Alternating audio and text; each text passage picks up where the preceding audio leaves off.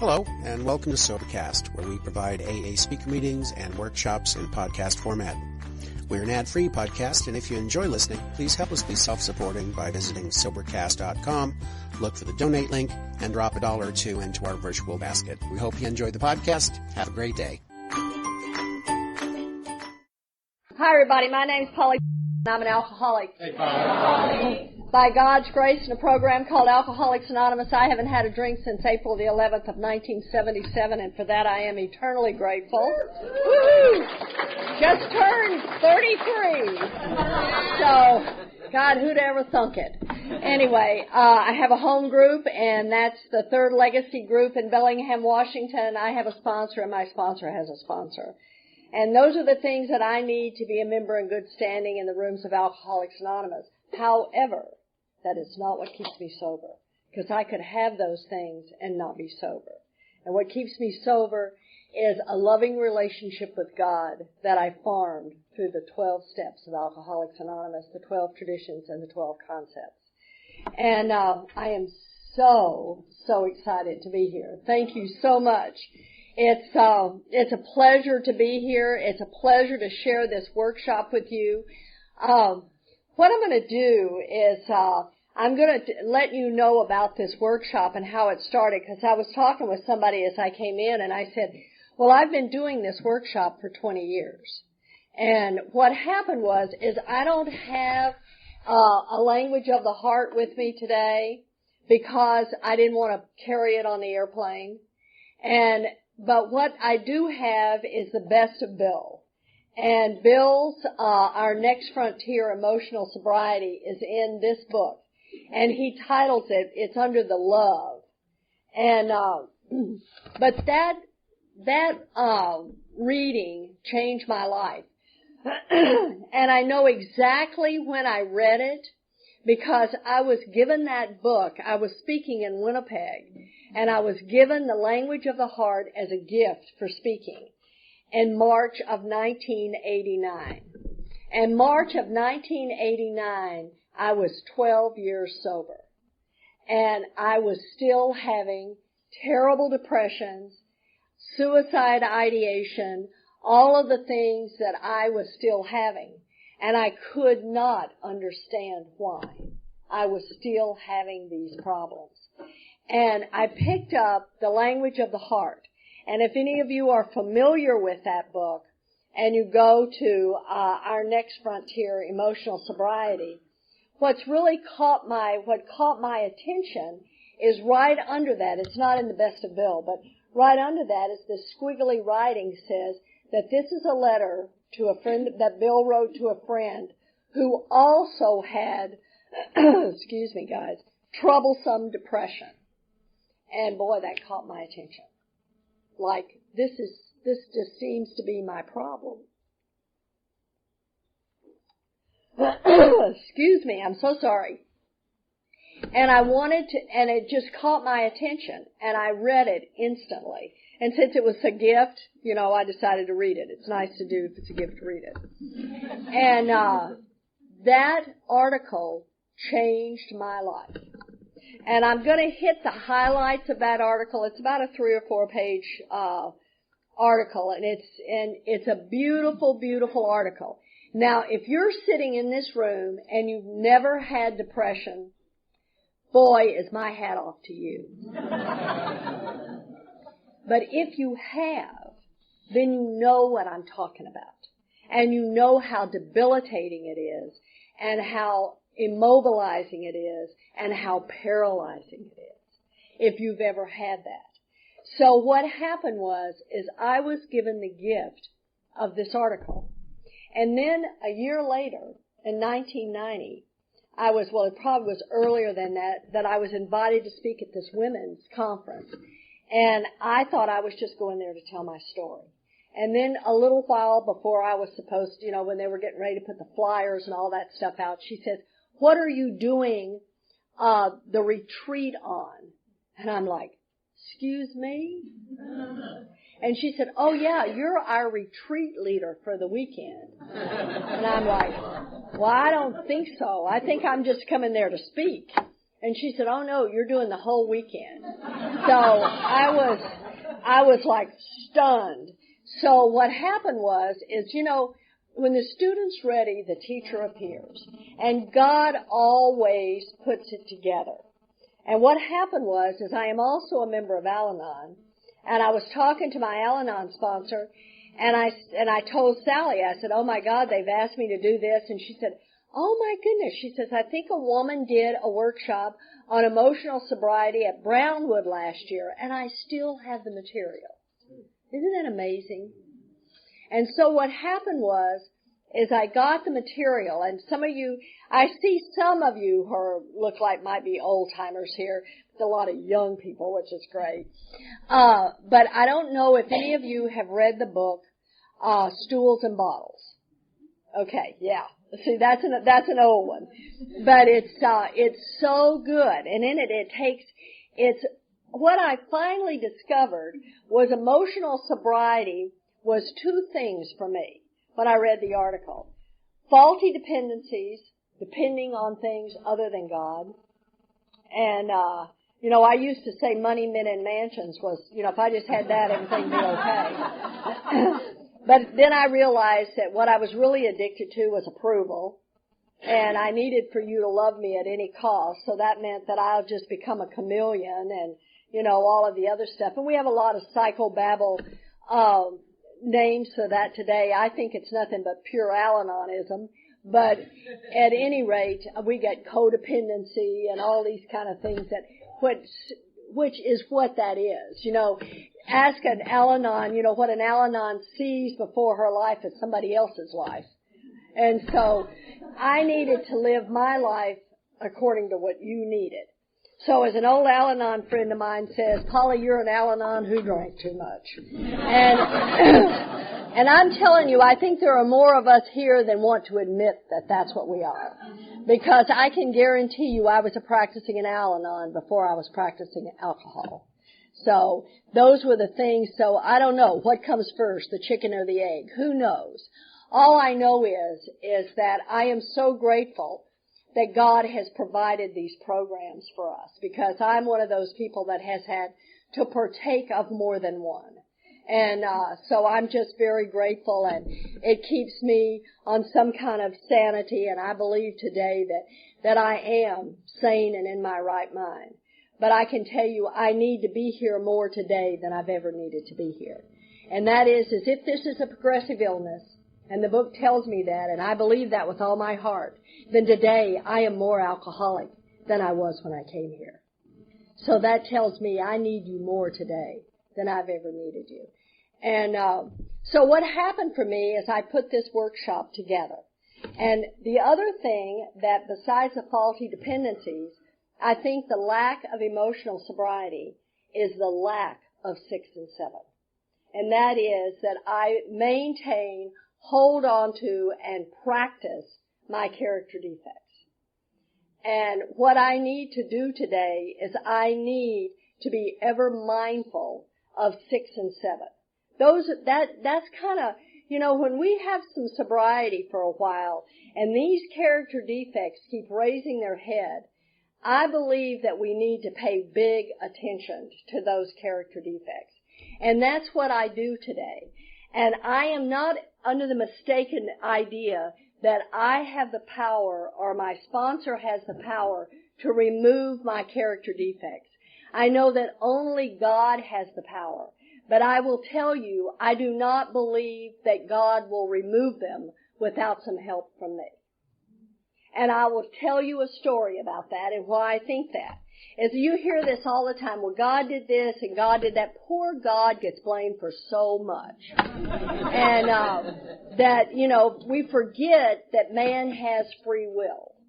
And we can do things that maybe way down here we know it's not right. But we will do it anyway. And I did a lot of that in early sobriety. I was brought up by parents who taught me the morals of life.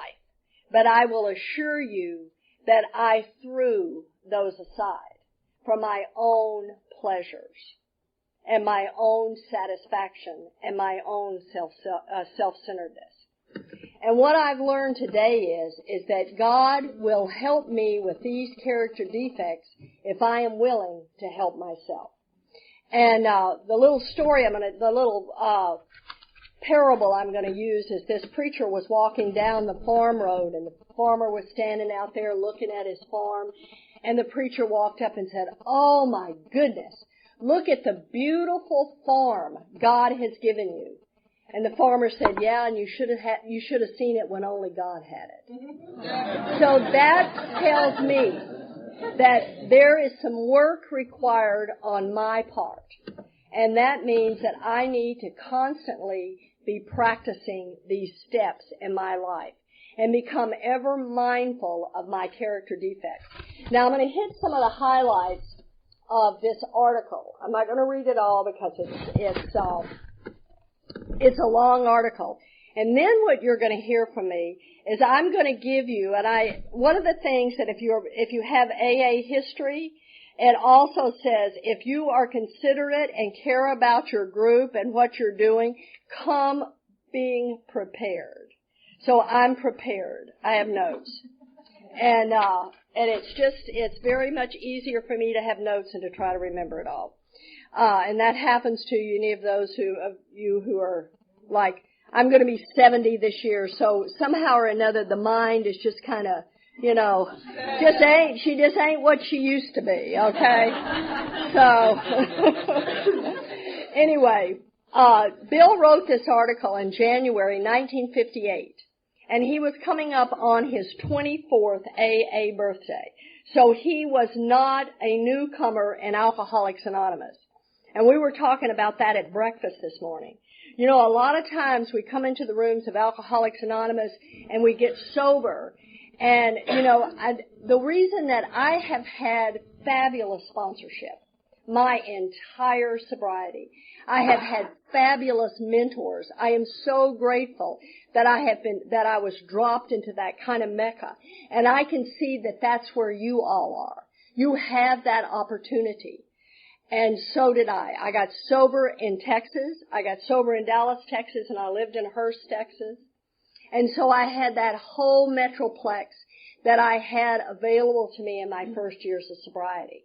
And some wonderful people. And probably the most wonderful man who taught me these traditions was a man by the name of David Aronofsky. And when I moved to California, they kept saying, the traditions, we don't know much about the traditions. And I just used to stand there and scratch my head. And I'm like, why don't you know about the traditions? I've been following Dave Aronofsky around, and that's all he talks about. So I had no idea that it was anything new, So one of the things that I realized that I have had these opportunities. And as long as you attend stuff like this and are willing, because, see, a lot of people are not willing to come on Saturday and put themselves out. Or certainly if it costs money, they're not willing to do that. And I kind of have ADD, so we're going to stop on that one. She talked about that we are self-supporting through our own contribution, okay? When I come here, let me just assure you right now, I am not paid in any way to speak. But for me to come costs money. My plane ticket was $610. I'm flying from Bellingham, Washington, which is the most northwest city in the northwest. We're on the east. Northwest city in the United States, and I'm flying across country to Atlanta, Georgia. And Bellingham is a podunk little town. I gotta get whop, whop, whop, whop here, okay, to Seattle. So, the thing about it is, I used to work, but now I'm retired. If you were not paying for my expenses, I could not come. And if AA was not self-supporting and paid for people like me to come, then only the wealthy could speak. So be aware of how important it is that we support that we be self-supporting and that you come and that you give. I understand they only do it through the seventh tradition, so that's marvelous. But if you've ever wondered why you have to pay to go to a conference, that's why. Because things cost money. It costs money to rent this room from the church. That alone costs money. The coffee. My hotel room for 2 nights. So I've been fed 2 fabulous meals already. So these things, because it is not okay. What I'm doing for you is I'm doing this. But it is what happens, and what you do for me is you pay my expenses. Because if I had to pay my expenses, I couldn't do it. I'm traveling again next weekend, and the next and the next. And if I did that, I couldn't afford it. There would be no way, even if I was wealthy. So that's the reason you pay. Okay. So thought I'd get out of the way. Okay. So I will do that from time to time, and I will assure you that, I'm one of these people that has, I'm not sure that we're all not touched with a little mental illness, and so mine is kind of ADD, and I go from one thing to the next. And it seems like the older I get, if a thought comes in, I got to go for it, because if I don't, I'm going to lose it. So we have to go for it then. Okay, 1958. I think that many oldsters who have put the AA booze cure to severe but successful tests still find they often lack emotional sobriety. Perhaps they will be the spearhead for the next major development in AA, the development of much more real maturity and balance, which is to say humility, and our relationships with ourselves, with our fellows, and with God. Those adolescent urges that so many of us have for top approval, perfect security, and perfect romance, urges quite appropriate to age 17, prove to be an impossible way of life when we are at age 47 or 57 or 70. Since AA began, I have taken immense wallops in all of these areas because of my failure to grow up emotionally and spiritually. And I will tell you that when I got sober, I was 36 years old, and my behavior was that of a teenager. I got sober and I was acting out in every area of my life, mostly sexually. I did all the things that teenagers do, and I was almost middle-aged. So these are the things that I know for sure for me and what happened for me, because that I was like a child. I had 2 teenagers, and I was like them. So what happens is that Bill goes on to talk about that he realized that he would work in the 12 steps, he was doing the best he could, and he knew that he'd really taken step 1 because he hadn't drank in all these years, so he knew he had done that. But what had happened was, it seemed like that he was just missing sort of the 2 through 11. There's kind of those steps in there in between, because he was doing tons of 12-step work. AA was growing. We were getting better and better. But he was still having depression. Last autumn, and this was the next thing that caught my attention. Last autumn, depression, having no really rational cause at all, almost took me to the cleaners. And I could understand that. Here my life was wonderful. My life was wonderful. My kids were doing good. It was the best at 12 years of sobriety. My son he wasn't trying to commit suicide every other day. My youngest son was already 6 years sober. I had, as far as I was concerned, the best marriage on the planet. And Dave and I were active in AA, and we were doing stuff, and people had started to ask me to travel, to run my mouth, and I couldn't understand that, and my life was good, but yet I was plagued with depression, and I just didn't understand it. And so when I read this, it's kind of like one of those things, if you've ever, it's the language of the heart. And it's where the heart speaks and the heart listens. And this was written on a piece of paper or in a book, and it spoke to my heart. I began to be scared that I was in for another long chronic spell. And if anybody's had depression, you understand what that means. Considering the grief I've had with depressions, it wasn't a bright prospect. I kept asking myself, why can't the 12 steps work to release depression? By the hour, I stared at the St. Francis prayer. It's better to comfort than to be comforted. Here was the formula all right, but why didn't it work? Suddenly, I realized what my basic flaw had always been: dependence. Almost absolute dependence on people, circumstances to supply me with prestige, security, and the like.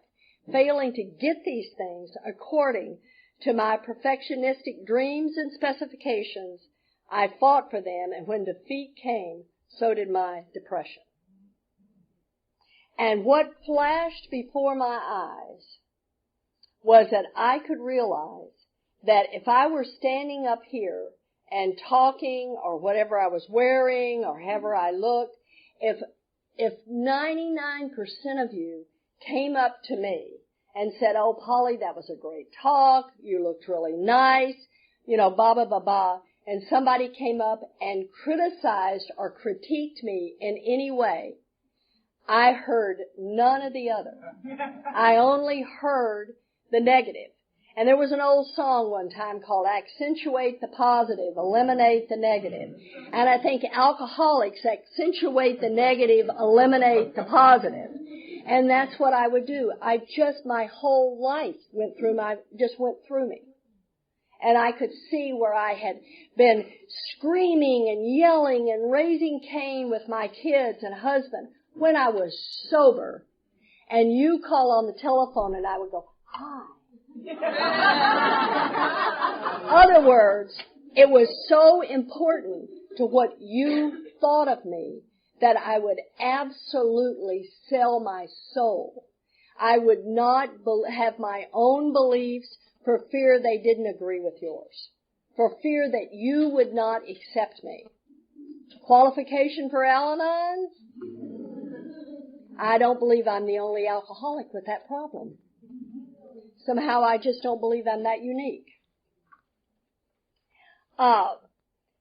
So I began to see that what I had done is I had these dependencies on what you thought of me. It wasn't okay for me to have my own opinion because you might not agree with me and you might not like me. That was to say that my self-esteem and self-worth had come nowhere in 12 years. Well, it had come some, but it certainly wasn't where I wanted it to be. It wasn't enough to be my own person and to be like God is the principal and we are His agents. Now, how can I be an agent if I'm not principled? By telling the truth. How can I be God's agent if I don't speak the truth? I can't. And like we say in Al-Anon, when you're speaking the truth, and it's very necessary, we talk about, is it honest? Is it necessary? And is it kind? And one of the things that I have learned in the program of Alcoholics Anonymous is you can beat somebody to death with the truth. And when that happens, we do not grow in effectiveness. We are not effective. We are hurtful. And I don't believe that that's what our forefathers were wanting from us, was to hurt other people. Everything we do here is spiritual, and everything spiritual is about being kind. And I don't believe that any of us in any of the literature was taught not to be kind. There wasn't a chance of making the outgoing love of St. Francis a workable and joyous way of life until these fatal and almost absolute dependencies were cut away. Because I had over the years undergone a little spiritual development, the absolute quality of these frightful dependencies had never been so starkly revealed. And when I read that, that's what happened for me. I could see it. It was just like when we got sober and our life passed before our eyes. I could see how these character defects had caused me to be separated from God, separated from the sunshine of the Spirit. There's no way I could have that connection and be God's agent and practice these character defects that were separating me. Reinforced by what grace I could secure in prayer, I found I had to exert every ounce of will and action to cut off these faulty emotional dependencies upon people. My greatest dependency was upon people, upon AA indeed, upon any set of circumstances whatsoever. Then only could I be free to love as Francis had, emotional and instinctual satisfactions. And I have, over the years of my sobriety, I have had some very humiliating things happen. My husband lost his job in 1993. My God, we were 16 and 17 years sober. That's supposed to happen to newcomers, not people with sobriety. And we ended up losing our house. We ended up having to file bankruptcy. All the things that I had been so critical of other people for doing. You want something to happen to you? I truly believe whatever we put out in the universe comes back. Just gossip or criticize or do something like that, and most of the time you're going to be a sitting duck for it to happen to you. And I learned that those things can happen and you can stay sober. And I've always had the kind of sponsorship that has told me, if you have been asked to do something in Alcoholics Anonymous, to tell the truth. Life's in session. And life is, somebody once said, well, life's not a rose garden. Baby, it's a rose garden. Because there's beautiful blossoms and there's a lot of thorns. It's a rose garden. And this is what we have. Life's in session. Just because we're alcoholic and we come to AA and we get sober doesn't mean the same things are going to happen to us that happen to other people. It is. And what happens is, by not drinking and not using, we stay sober, we practice this program, and God carries us through these times. Does He cause them? No. It's just life. Man creates the arena. Our country is in all this trouble. I don't think God did that. I think a bunch of greedy bastards did. I don't think God did that. And that's what happens. God did not do that. But with His grace, we sit here, and I don't know what anybody's circumstances are, but I have a feeling that most everybody in this room is happy, joyous, and free, regardless of what's going on. Regardless of what's happening in our lives. And that's the beauty of having this relationship with the God of my understanding. That no matter what life dumps on me, life, not God, life, that no matter what life dumps on me, God will see me through it. And that's the comfort. Does that mean nothing bad's ever going to happen to me? No. Doesn't mean that at all. But what it does mean is that I got a God that's large and in charge, and He's got my back. That's what's there. He's got my back. And so I'm protected and cared for. Plainly, I could not avail myself of God's love until I was able to offer it back to Him by loving others as He would have me. And I couldn't possibly do that as long as I was victimized by false dependencies. Now, one of the things that we hear a lot of times in Alcoholics Anonymous is that if I don't love myself, I can't love you. Now, I don't know about any of you, but if I had to wait till I could love myself, I would not be here. Because that is only fleeting moments. The deal is when I love you, it's what I put out that I get back. And I hear all these things in AA. We have all these little sayings that we say from the podium and at meetings and stuff like that. And it's like, come on in, honey. Let us love you until you can love yourself. And you know what I want to say? Come on in, honey, and let us love you till you can love someone else. Because the deal is that I'm not going to be able to love me until I can love you. It absolutely is not going to happen. And until I can love you, I'm not going to feel the love of God. And a lot of times that means me faking it till I make it. And that means me going and moving you and doing all this stuff. Do I want to do it? Absolutely not. I don't want to do anything that's going to take, that's going to be putting me out in any way. But what happens is by doing this, I create this field of giving where God can work with me. And that's why we do service. And one of the things that I believe is this is why we do the steps. We don't wait a year to do these steps. We get through them, and then we practice them for our lifetime. Because why we do them is so I can work with somebody else. It's not until I start giving to you that I receive. And that's just the spiritual axiom. That's just the way it works. This seems to be the primary healing circuit, an outgoing of love of God's creation and His people by means of which we avail ourselves of His love for us. By me giving to you, you show me God's love. The real current can't flow until our paralyzing dependencies are broken and broken at depth. The really stabilizing thing for him was having an offering love to the strange drunk on his doorstep. That was Francis at work, powerful and practical, minus dependence, minus demand. What happens? Who's had a wet drunk lately? Anybody had a wet drunk lately? Good girl. Brand new car too. You know what? Go pick up your drunk in a brand new car, apt to puke on your seat. What does it say when we talk about working with others? It says we will be inconvenienced. Oh my God.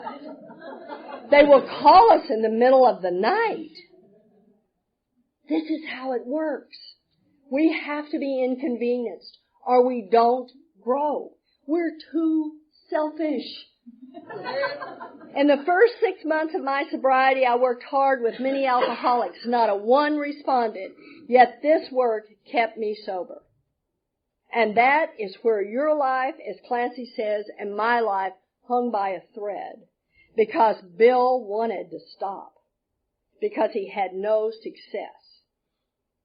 But it wasn't until Lois said to him, "But Bill, you're sober. And you and I get to be here today." Because of that. Because had she not found those words and said that to Bill, if God had not placed that on her heart and she did that, you and I would not be here today.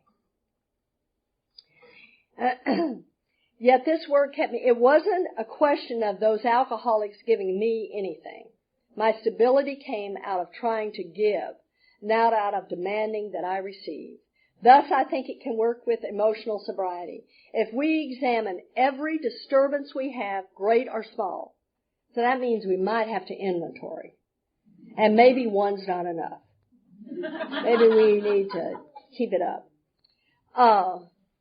We will find at the root of it some unhealthy dependency and its consequent unhealthy demand. So what happens is when we do an inventory and we look at that dishonest, self-seeking, selfishness, and afraid, we look at what's going on with those character defects, we find out that God cannot get through that selfishness, that dishonesty, that self-seeking, and afraid. And so what happens is we began to take a look at our character defects. And that's what I'm going to do. I want to read you a few of these little sayings that I like. I can be myself when I'm in a situation I like. It's amazing. Can I be myself when I'm in a situation I don't like? That's the test. That's when the rubber meets the road. It's easy. Do you sponsor some people? And one of them may not do anything you say. Maybe got a little mental illness. All of this stuff going on. And, you're calling up your sponsor or somebody else and saying, I don't want to work with them. I don't want to do this. I don't want to do this. They don't do what I say. I said, oh my gosh, you found an alcoholic who wouldn't mind. Oh my. That is not what we're supposed to do. The ones that are going to do everything, you love them, they're fabulous, you're going to grow. But honey, nothing's going to help you like the one who won't. I'm telling you, that's the one that's going to put hair under your arm. Rarely have we seen a person fail who has thoroughly followed our path. If you do it this way, you'll stay sober. I don't see people who are relapsing and not staying sober as long as they're practicing the 12 steps of Alcoholics Anonymous. The solutions rest with me. Oh, let me ask, is any Al-Anons in here? Woohoo! Yahoo! Okay, I'm fixing to give you an ODAT quote. The solutions rest with me. People can affect me only as I allow them to. I need not be influenced by others, for I am free to consult my own wishes and standards. With the help of my higher power, I can adorn my life with comfort, serenity, and enjoyment. It does not depend on any other person, and the sooner I accept this fact, the sooner I will be able to face myself realistically. Now, I had a son who was trying to commit suicide every other day, and I had another son who was a really, really, really bad alcoholic and drug addict. And I was dying in AA. I was sober. I was 5 years sober. And I was trying to stay sober with all of this. And I love my sons. And I had put my sons through the meal. I was very abusive. I had put them through the meal. And I was trying so desperately to be a really good mom. And my sons were killing themselves. And I was dying sober. And I believe to this day that I would not be sober in the rooms of Alcoholics Anonymous if it had not been for Al-Anon, because they saved my life. And I went to a meeting one night, and I had just found out that my oldest son had put a pair of scissors in his stomach. And I believe in carrying the solution to the meeting and the mess to your sponsor. But that night I carried the mess to the meeting, and I was devastated. I was out of my mind. My youngest son is dying behind alcohol and drugs. My oldest son is trying to kill himself every other day. And I was devastated. And this old guy back in the back of the room, I'm sure you guys have those people in your AA. He was standing back there like this, and he said, "You just need to turn them over." And I jumped up out of my seat. Now, this is what 5-year-olds do. I jumped up out of my seat, and I said, "Would you kindly tell me how to do that?" And what happened is when the student's ready, the teacher will appear. And a beautiful double winner came up to me, because that was a closed AA meeting. This beautiful double winner came up to me, and she put her arms around me, and she says, "Honey, you need Al-Anon." And she took me to an Al-Anon meeting. And I sat there, and I walked into that meeting, and I was as new and I was as desperate as the dying can be. When I came to AA, I was that desperate. And I sat there, and those ladies put their arms around me, and they said, "Of course you feel like that. You're a mother. But what we're going to do for you is we're going to let you continue to love your boys just the way you're loving them. But we're going to show you how it not to kill you. We're going to show you how to love those boys and it not kill you." And I am so grateful. So we have within these rooms, we have everything in the world offered to us to be the best we can be. It's there. All we have to do, it's just like going through, a buffet. Just partake of the good stuff. It's there. We have it available. Okay, I got one more I want to read to you, because this one is the one that I love the most. It is a spiritual oh no, there's two here. When a drunk has a terrific hangover because he drank heavily yesterday, he cannot live well today. Are you guys 12 and 12 people? All right. But there is another kind of hangover which we all experience whether we're drinking or not. That is the emotional hangover, the direct result of yesterday and sometimes today's excesses of negative emotion, anger, fear, jealousy, and the like. It requires an admission and a correction of errors now. Anybody had one of those hangovers? Yeah. They're very much around. It is a spiritual axiom that every time I'm disturbed, no matter what the cause, there is something wrong with us. So if I am having a problem, if I am disturbed, if something is eating me up, I need to do something. And you know something, that's the really good news. Because if whatever is wrong with me has to do with you, then I can't get better till you change. But if it's me, I've got the tools in which to make my life different. Now, maybe people are sitting around thinking, boy, this looks like a lot of work. Well, let me give you a big flash, like it or not. It is. It is a lot of work. And it's just like going to college. If you want a degree, you gotta stay and work. If you want these benefits, you've got to do the work. The book says that we have to be willing to do the work. Okay, now what we're going to do is we're going to look at some of Polly's character defects. And we're going to talk about mine. Now, if you have some, there's many more, but these are just my highlights, okay? And I can tell you, if any of you, one of the things I want to say is anybody can do one of these workshops. Okay. Anybody can do one of these workshops. You can do them.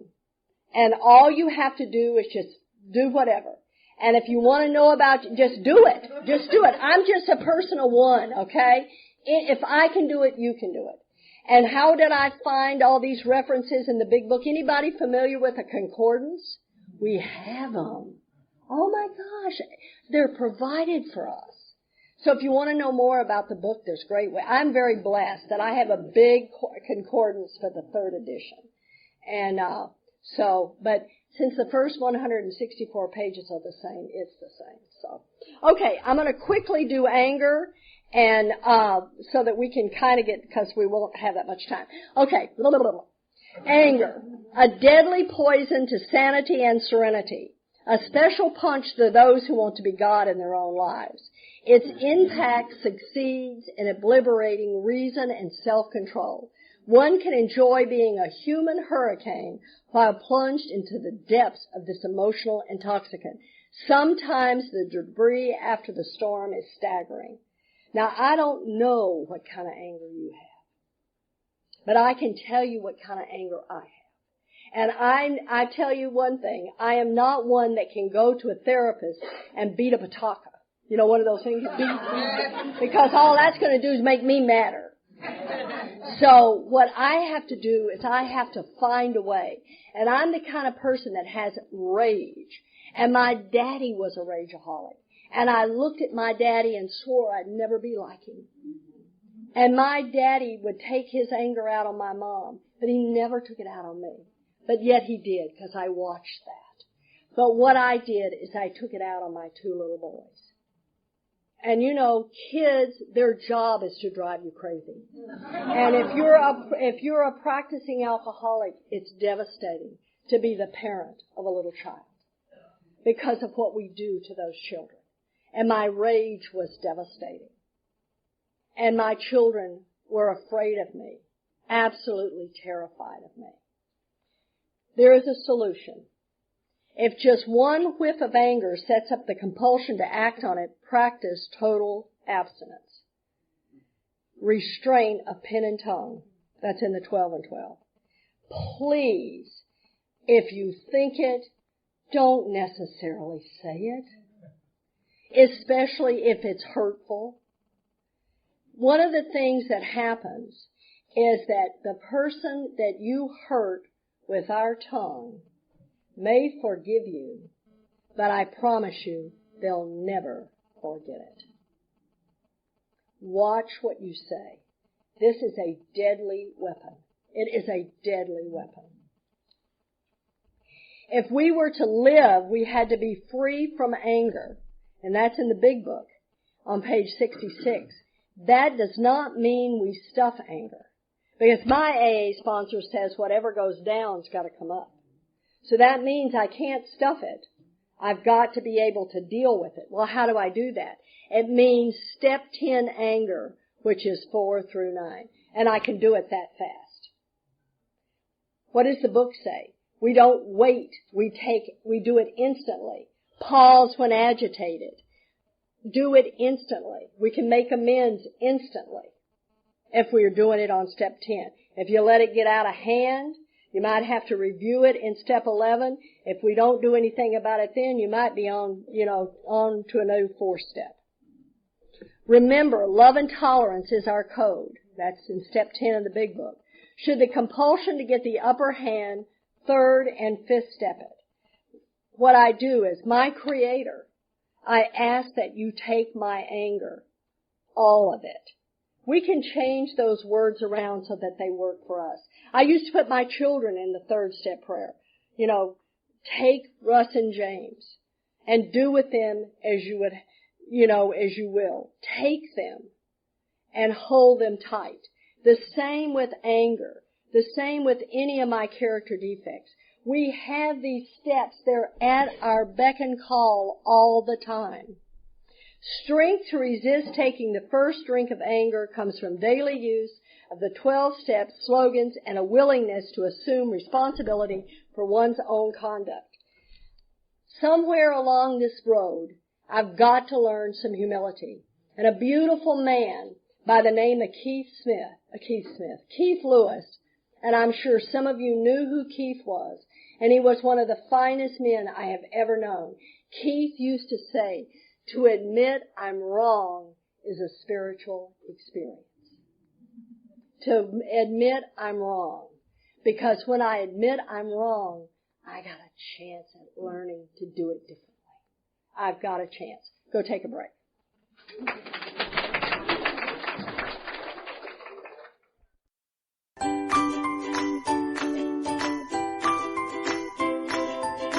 Thanks for listening. I hope you enjoyed the podcast. Sobercast is ad-free, and we'd like your help in order to keep it that way. So if you'd like to help us be self-supporting by pledging $1 or $2 a month, visit Sobercast.com and look for the donate links. Thank you very much.